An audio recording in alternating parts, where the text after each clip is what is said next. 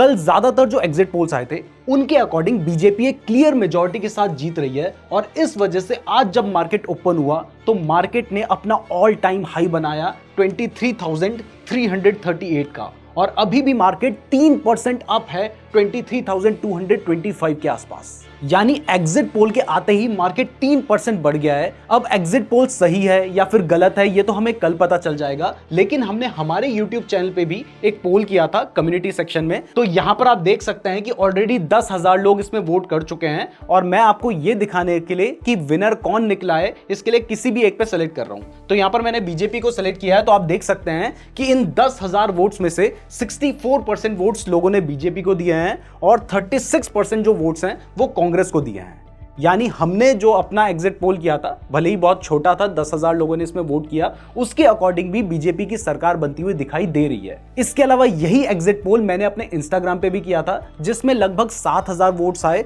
और उसमें से 67% जो वोट्स थे वो बीजेपी को मिले और 33% वोट्स कांग्रेस को मिले। यानी हमारे इंस्टाग्राम में भी लगभग सेम ही रिजल्ट हमें देखने को मिला। तो हमने आपको अपनी पिछली वीडियोस में ही बताया था कि अगर बीजेपी की गवर्नमेंट बनती है तो वहां पर मार्केट के बढ़ने के चांसेस हैं और अभी तो सिर्फ एग्जिट पोल आया है, उसके बाद ही मार्केट आप देख सकते हैं कि 3% बढ़ गया है। तो कल जब एक्चुअल रिजल्ट्स आ जाएंगे तब मार्केट में क्या होने वाला है इसके बारे में आज हम बात कर रहे हैं। आगे बढ़ने से पहले मेरी आपसे रिक्वेस्ट है कि आप कमेंट करके बताएं कि कल कौन सी पार्टी पावर में आने वाली है और कौन सी पार्टी को कितनी सीट्स मिल सकती हैं, ये कमेंट जरूर कीजिएगा। तो सबसे पहले आपको एक बात क्लियर कर दूं कि आज जो मार्केट बढ़ा है उसके पीछे एग्जिट पोल एक बहुत बड़ा रीजन है, नो डाउट, लेकिन इसके अलावा दो मेन और इंपॉर्टेंट रीजंस हैं, पहले उनको जान लेते हैं, उसके बाद हम आगे के बारे में बात करेंगे। तो इसमें सबसे पहला रीजन है कि फ्राइडे को इंडिया के जीडीपी नंबर्स आए जो कि एक्सपेक्टेशन से काफी ज्यादा अच्छे थे और इंडिया की जो जीडीपी है वो फाइनेंशियल ईयर 24 में 8.2% के रेट से बढ़ी है, जबकि गवर्नमेंट का खुद का जो फोरकास्ट था वो 8% से कम का था। तो ये जो जीडीपी ग्रोथ हुई है ये भी एक इंपॉर्टेंट रीजन है आज मार्केट के बढ़ने का। इसके बाद दूसरा रीजन है कि 5 से 7 जून के बीच में आरबीआई की जो मॉनेटरी पॉलिसी कमेटी है उसकी मीटिंग होने वाली है, जिसमें यह डिसाइड किया जाना है कि रेपो रेट को चेंज किया जाएगा या फिर सेम रखा जाएगा। तो ज्यादातर एक्सपेक्टेशन ऐसी बन रही है कि रेपो रेट सेम रहेगा, तो ये भी मार्केट के लिए गुड न्यूज होती है। इस वजह से भी माना जा सकता है कि आज मार्केट में एक अच्छी ग्रोथ हुई है, लेकिन मेन रीजन तो एग्जिट पोल ही है और बीजेपी दोबारा सरकार बनाने वाली है ऐसा माना जा रहा है, यही मेन रीजन है। तो अब क्योंकि मार्केट ऑलरेडी 3% बढ़ चुका है तो कल यानी 4 जून के दिन मार्केट कैसा रहने वाला है, अब इसके बारे में बात करते हैं। तो सबसे पहले अगर ट्रेडर्स के पॉइंट ऑफ व्यू से बात करें तो क्योंकि अभी बहुत सारे ट्रेडर्स ये मान के चल रहे हैं कि जैसा एग्जिट पोल में आया है हो सकता है कि बिल्कुल वैसा का वैसा ही हो और बीजेपी अपनी गवर्नमेंट बनाती है और माना जा रहा है कि बीजेपी गवर्नमेंट बनाएगी तो मार्केट बढ़ेगा, जो कि एग्जिट पोल में हमें देखने को भी मिला है। तो बहुत सारे ट्रेडर्स सोच रहे हैं कि कल को वो ऑप्शन बाइंग करेंगे क्योंकि मार्केट तो बढ़ना ही है। इसका उल्टा कुछ ट्रेडर्स ये भी सोच के चल रहे हैं कि ज्यादातर जो एग्जिट पोल्स हैं वो सही नहीं है और मार्केट ऑलरेडी बहुत ज्यादा बढ़ चुका है, तो वो हो सकता है कि पुट ऑप्शन बाय करने की सोच रहे हो। लेकिन यहाँ पर पहले से ही कोई बाइज लेकर चलना एक बहुत बड़ी गलती हो सकती है, क्योंकि जो कल रिजल्ट्स आने वाले हैं ना वो एकदम से आपके सामने नहीं आएंगे। जब सुबह ईवीएम की काउंटिंग शुरू होना स्टार्ट होगी उस हिसाब से मार्केट अपने रंग बदलने लगेगा, क्योंकि शुरुआत में हो सकता है कि ईवीएम ही वही ओपन हो जिनमें कांग्रेस जीत रही हो। तो अब क्योंकि एग्जिट पोल की वजह से जो एक्सपेक्टेशंस है वो मार्केट की बहुत ज्यादा बढ़ गई हैं, अब इसके बाद अगर मार्केट को थोड़ी देर के लिए भी ये दिखने लगता है कि जो कांग्रेस है वो जीत रही है या जीत सकती है या दोनों के बीच में टफ कंपटीशन है, तो ऐसे में मार्केट में जो फियर होगा ना वो बहुत ज्यादा बढ़ जाएगा और मार्केट में बहुत बड़े बड़े मूव्स आपको देखने को मिलेंगे। मतलब हो सकता है 1 मिनट में ही मार्केट 100 पॉइंट ऊपर, 200 पॉइंट ऊपर और 200 पॉइंट नीचे जाए। तो कहने का मतलब यह है कि जैसे ही मार्केट ओपन होगा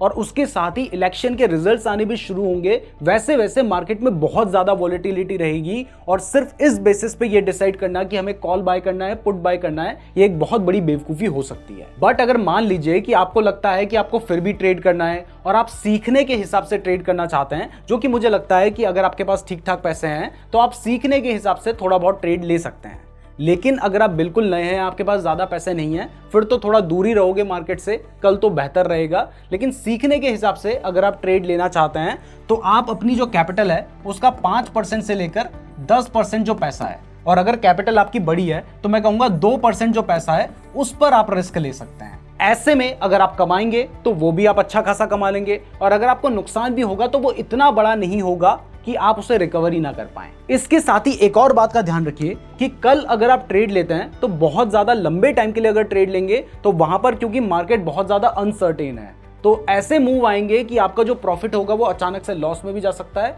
लॉस प्रॉफिट में भी आ सकता है। तो अगर आपको थोड़ा सेफली चलना है तो ट्रेड बहुत छोटे टाइम के लिए लेना, मतलब इनडायरेक्टली कह रहा हूं कि स्कैल्पिंग करोगे कल तो ज्यादा बेटर रहेगा अगर ट्रेड करना ही है तो। अब अगर इन्वेस्टर के पॉइंट ऑफ व्यू से देखें तो अगर आप लॉन्ग टर्म के लिए बाइंग करना चाहते हैं तो मार्केट में देखो जो बड़ा मूव आना था वो ऑलरेडी अभी तक आ चुका है, क्योंकि मार्केट की ऑलरेडी ये एक्सपेक्टेशन है कि बीजेपी गवर्नमेंट आएगी और उस एक्सपेक्टेशन के अनुसार ऑलरेडी मार्केट में बाइंग हो चुकी है। अब इसका मतलब ये नहीं है कि कल को मार्केट नहीं बढ़ सकता, हो सकता है कल को भी मार्केट 2 से 3% बढ़ जाए, लेकिन देखो अब अगर रिस्क टू रिवॉर्ड रेशियो के हिसाब से देखें तो आपका जो रिवॉर्ड है वो आधे से ज्यादा खत्म हो चुका है और जो रिस्क है वो बढ़ चुका है क्योंकि कल ही रिजल्ट आने हैं। तो ऐसे में जब आपने इतने लंबे टाइम के लिए वेट कर ही लिया है तो मेरे अकॉर्डिंग, मैं पर्सनली सोच रहा हूं ये बात, मेरा कोई सजेशन या रिकमेंडेशन नहीं है, लेकिन जिस व्यक्ति ने इतना लंबा वेट कर लिया है तो वो अगर 1-2 दिन और वेट कर ले तो वो ज्यादा बेटर रहेगा, क्योंकि मूवमेंट तो अच्छी खासी मार्केट में आ ही चुकी है। क्योंकि अगर आप वेट करने का डिसाइड करते हैं तो हो सकता है कि जिस स्टॉक को आप बाय करने की सोच रहे हैं उसमें कल 5% का मूवमेंट आ जाए, जिस वजह से आपको लगे कि यार बेकार ही मैंने बाय नहीं किया, मेरा नुकसान हो गया। लेकिन देखो अगर सोच समझ के अभी के हिसाब से देखा जाए तो अगर थोड़ा सा भी ऊपर नीचे हो गया ना तो ये जो 5% का मूवमेंट है ये 10% या 15% के माइनस मूवमेंट में भी जा सकता है। तो उस हिसाब से सोच के देखो, क्योंकि भले ही अभी ये जो 5% का मूव है ये आपसे छूट जाएगा, लेकिन लॉन्ग टर्म में ये बहुत ज्यादा मैटर नहीं करेगा अगर आपका विजन लॉन्ग टर्म का है। जबकि इसका उल्टा, अगर मान लीजिए आज आपने बाय किया और कल ही वो स्टॉक 10% गिर गया तो आपका पहला तो उस स्टॉक पे कॉन्फिडेंस लूज होगा, और दूसरा अगर मान लीजिए कि गवर्नमेंट चेंज होती है तो इस केस में जरूरी नहीं है कि वो स्टॉक आगे ग्रो करे या फिर नहीं। बाकी देखो कल कुछ भी करो, एक मेरा सजेशन है वो ये है कि कल आप ना मार्केट को ऑब्जर्व जरूर करना। अगर आपको ट्रेड लेना है, थोड़े बहुत पैसे हैं या थोड़ी बहुत कैपिटल के साथ ट्रेड लेना है तो वो ट्रेड भी ले लेना, लेकिन मार्केट को ऑब्जर्व जरूर करना, क्योंकि जैसे जैसे रिजल्ट आएंगे ना मार्केट आपको अलग अलग रंग दिखाएगा और उन रंगों को देखकर आपको समझ आएगा कि मार्केट किस हिसाब से